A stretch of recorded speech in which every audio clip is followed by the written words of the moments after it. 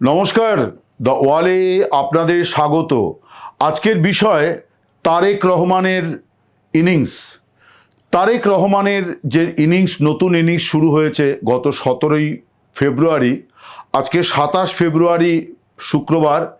10 দিন অতিক্রান্ত হলো।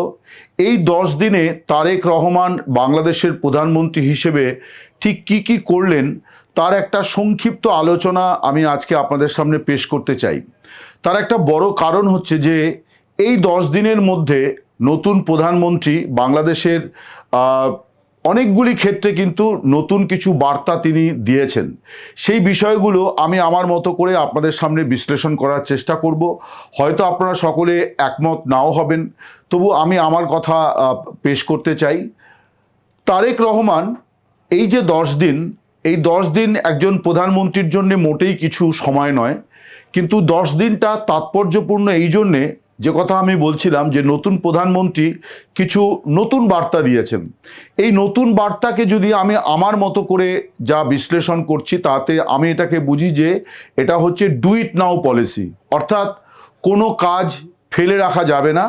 যে কাজ এখন করার সেটা কালকের জন্য রাখা যাবে না। আজকের কাজ আজকেই শেষ করতে হবে। কালকের কাজ যদি হয় তাহলে কালকে করা যেতে পারে, কিন্তু কাজ যথাসম্ভব সময়ে শুরু করতে হবে এবং সময়ে শেষ করতে হবে। তারেক রহমান প্রধানমন্ত্রী হওয়ার পর বাংলাদেশের প্রশাসনকে, জনপ্রশাসনকে এই বার্তা দিয়েছেন এবং দেশবাসীকে তিনি আশ্বস্ত করেছেন যে তার সরকার একটা পারফর্মিং সরকার হবে, অর্থাৎ সরকার কাজ করবে। সেই কারণেই তারেক রহমান নিজে কথাটি না বললেও তার কর্মপদ্ধতি থেকে যে বার্তাটি উঠে এসেছে সেটি হচ্ছে কথা কম, কাজ বেশি। এই 10 দিনে তারেক রহমান হাতে গোনা কয়েকটি সরকারি অনুষ্ঠানে গিয়েছেন। তার মধ্যে একটি তো প্রায় বাধ্যতামূলকই ছিল, যে 21-এর বইমেলা, সেই বইমেলা উদ্বোধন তিনি করেছেন। 21-এ পদক সমর্পণ করা, মানে বিজয়ীদের হাতে তুলে দেওয়া, সম্মান প্রদর্শন, এগুলি তো একেবারে প্রধানমন্ত্রীর জন্য বরাদ্দ কাজ বাংলাদেশে। কিন্তু এর বাইরে খুব বেশি বড় কোনো অনুষ্ঠান, সমাবেশ এসব জায়গায় তিনি যাননি। তিনি মোটামুটি সকাল 9টা সাড়ে 9টার মধ্যে সচিবালয়ে চলে আসছেন এবং সারাদিন সেখানে কাজকর্ম করছেন, অনেক রাত পর্যন্ত কাজ করছেন। এবং তার মাঝখানে আবার পবিত্র রমজান মাস চলছে, তিনি রোজা রাখছেন, ফলে শারীরিকভাবেও তাকে অনেক কিছু মানিয়ে চলতে হচ্ছে।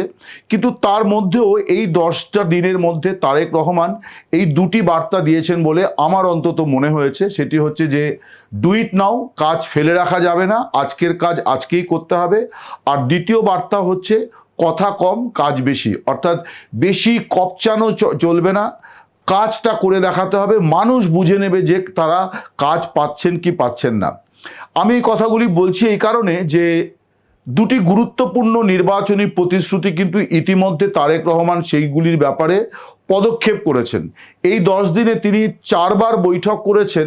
সেটি হচ্ছে যে ফ্যামিলি কার্ড কিভাবে দেওয়া যায়। এই ঈদের আগেই তিনি ফ্যামিলি কার্ড বিতরণের সূচনা করতে চান। তার জন্যে মন্ত্রীদের নিয়ে বৈঠক এবং সংশ্লিষ্ট অফিসারদের নিয়ে কিন্তু তিনি 3 দফা বৈঠক করেছেন। সেখানে আবার সিলেক্টিভ, অর্থাৎ বাছাই করা কয়েকজন মন্ত্রীকেও তিনি ডেকে নিয়েছিলেন, যাদেরকে দিয়ে এই কাজটা করাবেন।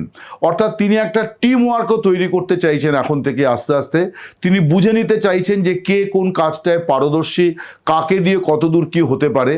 তো এই যে ফ্যামিলি কার্ড, এই ফ্যামিলি কার্ড কিন্তু এবারে নির্বাচনে বিএনপিকে অনেক ডিভিডেন্ড দিয়েছে। অন্তত এই প্রতিশ্রুতিটা বিএনপিকে অনেক বেশি মানে মানুষের জনসমর্থন পেতে সহায়তা করেছে। কারণ এখানে বলাই ছিল যে গরিব মানুষ, যারা আর্থিকভাবে যাদের সঙ্গতি কম আছে, এমন সঙ্গতিহীন মানুষদের মাসে 2,500 টাকা করে সরকার দেবে, অথবা সমমূল্যের নিত্য প্রয়োজনীয় মানে খাদ্য সামগ্রী সরকার তাদেরকে বিলি করবে। এখন এর জন্য একটা কার্ড দেওয়া হবে। এই কার্ডের বিনিময়ে অন্যান্য সরকারি সুযোগ সুবিধাগুলিও তারা পাবেন। ফলে এই কার্ডটা, এই যে ফ্যামিলি কার্ড, এই ফ্যামিলি কার্ড অত্যন্ত গুরুত্বপূর্ণ। যেমন পশ্চিমবঙ্গে এপারে আছে যে পশ্চিমবঙ্গ সরকারের স্বাস্থ্যসাথী কার্ড আছে, লক্ষ্মীর ভাণ্ডার আছে, প্রত্যেক মাসে 1,500 টাকা করে মহিলারা পান। সদ্যই পশ্চিমবঙ্গ সরকার চালু করেছে যে বেকার, সক্ষম বেকার যারা শিক্ষিত বেকার, তাদের মাসে 1,500 টাকা করে অর্থ সহায়তা দেওয়া হবে।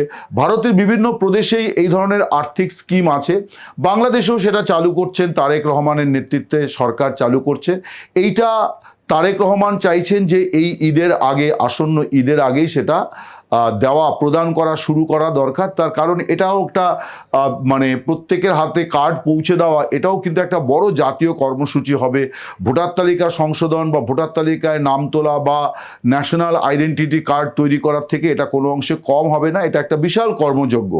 স্বভাবতই তারেক রহমান এই বিষয়ে অনেক গুরুত্ব দিয়েছেন। দ্বিতীয় যে প্রতিশ্রুতিটির ব্যাপারে তিনি পদক্ষেপ করেছেন সেটি হচ্ছে যে মন্ত্রিসভার বৈঠকে তিনি ইতিমধ্যে পাশ করিয়ে নিয়েছেন যে 10,000 টাকা পর্যন্ত কৃষি ঋণ মকুব করার যে সিদ্ধান্ত, যে প্রতিশ্রুতি বিএনপি দিয়েছিল নির্বাচনের আগে, সেটাকেও বাস্তবায়নের জন্য তিনি নির্দেশ দিয়ে দিয়েছেন। অর্থাৎ মন্ত্রিসভা এই সিদ্ধান্ত অনুমোদন করেছে এবং বহু মানুষ, কয়েক লক্ষ কৃষক বাংলাদেশের যারা এই সুবিধাটা পাবেন, অর্থাৎ তাদের 10,000 টাকা পর্যন্ত কৃষি ঋণ মকুব হবে। এর মধ্যে আসল এবং সুদ দুটোই আছে। ফলে অনেক কৃষক তারা ভারমুক্ত হবেন, দায়মুক্ত হবেন, ঋণমুক্ত হবেন। এই যে সুবিধাগুলি, এই সুবিধাগুলি তারেক রহমান দেওয়ার চেষ্টা করেছেন। এখন আমি যে কথা বলছিলাম যে 10 দিনের মধ্যে এরকম দুটি গুরুত্বপূর্ণ সিদ্ধান্ত বাস্তবায়ন, এটা কেন করেছেন? এটা অনেকটা তারেক রহমানের বলা চলে যে T20 ম্যাচ খেলার মতন, অর্থাৎ অল্প বলে বেশি রান করতে হবে এবং এমন একটা রান করতে হবে যেন প্রতিপক্ষ সেই রানকে ছুঁতে না পারে। এখন বাংলাদেশে এই মুহূর্তে প্রতিপক্ষ কি হতে পারে, এটা আপনাদের একটা প্রশ্ন হতে পারে। সদ্যই তো জাতীয় সংসদ নির্বাচন হলো। এখন লক্ষণীয় হচ্ছে যে এই জাতীয় সংসদ নির্বাচনে বিএনপির জন্যে এটা যেমন একটা বিরাট বড় জয়, একটা বড় আনন্দের বিষয়, তেমনি একথাও ঠিক যে যে কোনো বড় আস্থা, অবাধ আস্থা একটা বড় চ্যালেঞ্জের মুখে দাঁড় করায় সরকারকে। সেটা হচ্ছে বহু মানুষের প্রত্যাশা পূরণ করতে হবে এই সরকারকে, কিন্তু আর্থিক সঙ্গতি কিন্তু সরকারের ততটা নেই। তার কারণ অন্তর্বর্তী সরকার, তারা যেহেতু নির্বাচিত সরকার ছিল না, তাদের যেহেতু নির্বাচনের মোকাবিলা করার দায় ছিল না, ফলে তারা সরকারি নিয়ম নীতির অনেক কিছু তোয়াক্কা না করে অতিরিক্ত খরচ, অতিরিক্ত বরাদ্দ, এ সমস্ত কিছু যারা করেছে, যেটা নিয়ে নির্বাচিত সরকারের যে প্রায়োরিটি তার সঙ্গে অনেক কিছুই মিলছে না। স্বভাবতই একটা আর্থিক মানে কি বলা যায় যে সংকট বাংলাদেশে আছে উন্নয়নমূলক প্রকল্প বাস্তবায়নের ক্ষেত্রে। তার মধ্যেও একটা যে বিষয় আমি বলছিলাম যে বিপুল প্রত্যাশা, বিএনপি একাই 209টি আসন পেয়েছে তাই শুধু নয়, তারা 49% খানিকটা বেশি, প্রায় 50% ভোট পেয়েছে। এবারই তারা এই বিপুল পরিমাণ ভোট তারা পেয়েছে। এখন এই যে প্রত্যাশা, এত মানুষের প্রত্যাশা পূরণ, এটার জন্যে শুধু আবার টাকার মানে যোগান থাকলেই হবে না, এর জন্যে আবার প্রয়োজন হচ্ছে কর্মতৎপরতা। এখন সামনে যে আশু চ্যালেঞ্জগুলি আছে সেটা হচ্ছে যে এই ভোট, এই যে জনসমর্থন, এই জনসমর্থনকে, এটা তো জাতীয় সংসদের ভোট, এই জনসমর্থনকে একেবারে তৃণমূল পর্যায়ে নিয়ে যাওয়া এবং সেখানে ধরে রাখার জন্যে সামনে কতগুলি চ্যালেঞ্জ আছে। একটা তো হচ্ছে যে বিভিন্ন পৌরসভা বা নগর প্রশাসনের ভোট এবং উপজেলা প্রশাসনের ভোট। এই যে ভোটগুলি, যেগুলোকে আমরা বলি যে স্থানীয় সরকার নির্বাচন, সেগুলি 2024-এর 5 আগস্টের পর সেই নির্বাচিত যে প্রশাসনগুলি ছিল, স্থানীয় সরকার প্রশাসন, সেগুলিকে ভেঙে দেওয়া হয়েছিল। বিএনপি ক্ষমতায় আসার পরে 7টি নগর মানে পুরসভাতে নগর প্রশাসক তারা বসিয়েছেন। তার একটা কারণ যেটা বোঝা যাচ্ছে যে এক্ষুনি নির্বাচন না করিয়ে নগর প্রশাসকদের দিয়ে ওই পৌর এলাকাতে নতুন সরকার কিছু কাজ মানুষের সামনে হাজির করতে চায়, কিছু ভালো কাজের দৃষ্টান্ত তারা স্থাপন করতে চায়, তারপর তারা নির্বাচনে যাবে যেখানে মানুষ শাসক দলকে বেছে নেবে। এইটা শাসক দলের পরিকল্পনা এবং প্রত্যাশা, এটা বোঝাই যাচ্ছে। একইভাবে উপজেলা পর্যায়ের যে নির্বাচনগুলো আসন্ন আছে সেখানেও এক্ষুনি নির্বাচন না করে কিছুদিন সময় নেবে সরকার, অন্তত 6 মাস 1 বছর সময় নেবে। এই 6 মাস 1 বছর সরকার নিজে পারফর্ম করবে, অর্থাৎ এখানে তারেক জিয়ার সরকার নিজে পারফর্ম করে তারা কিছু ভালো কাজের দৃষ্টান্ত তৈরি করবে, মানুষের মধ্যে একটা সন্তুষ্টি মানুষের মধ্যে তারা জাগাতে চায় যে না, সরকার প্রতিশ্রুতি রক্ষা করছে, সরকার পারফর্মিং, সরকার কর্মদক্ষতা এবং কর্মকুশলী সরকার। এই বিষয়গুলি করার জন্যে, মানে এই ধারণাগুলি নির্মাণ করার জন্যেও কিছুটা সময় দরকার।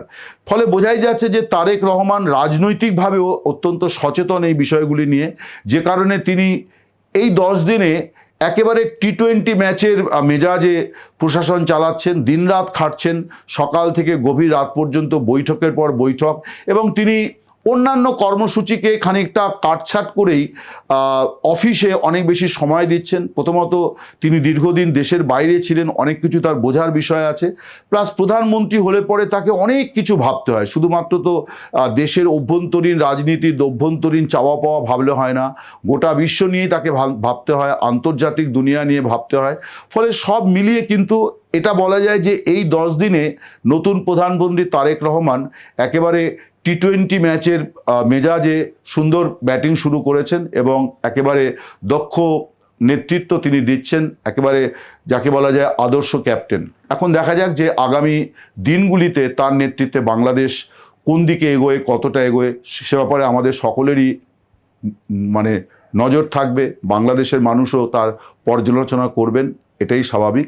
নমস্কার, শুভরাত্রি, সকলে ভালো থাকবেন।